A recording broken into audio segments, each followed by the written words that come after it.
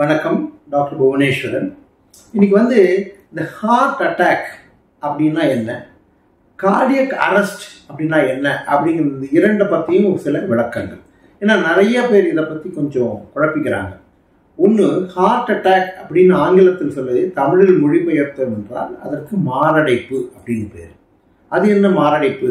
Heart attack அப்படின்னா இருதயத்திற்கு ரத்தம் கொடுக்கக்கூடிய இருதயத்தின் மேலே உள்ள கிரீட தமனிகள் என்று சொல்லக்கூடிய சிறிய இரத்த குழாய்களின் உள்ளே ரத்தம் தடைபட்டு அது மாதிரி ரத்தம் செல்லவில்லை என்றால் சம்பவிப்பதை மாரடைப்பு அல்லது ஹார்ட் அட்டாக்னு சொல்லலாம்.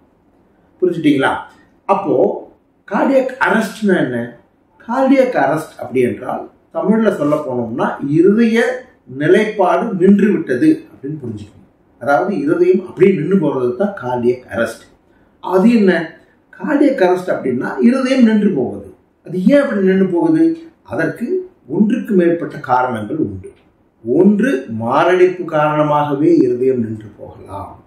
அல்லது சில சமயம் துடிப்பு கோளாறுகள், மிக அதிகமாக இருதயம் துடிக்கும் பொழுதோ மிக குறைவாக துடிக்கும் பொழுதோ அதனால் இருதயம் நின்று போகலாம்.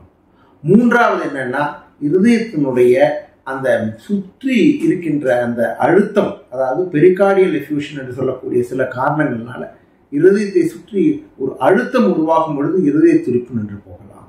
அல்லது இருதயத்திற்கு அடிபடுது, ஒரு கத்தியினாலோ ஒரு துப்பாக்கினாலோ அந்த இருதயம் துளைக்கப்பட்டாலும் இருதயம் நின்று போகலாம்.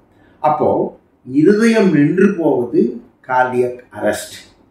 இருதய இரத்த குழாய்களில் அடைப்பு அதன் காரணமாக இருதயத்தினுடைய சதைகளுக்கு ரத்தம் போகவில்லை என்றால் அதுக்கு பேர் ஹார்ட் அட்டாக்.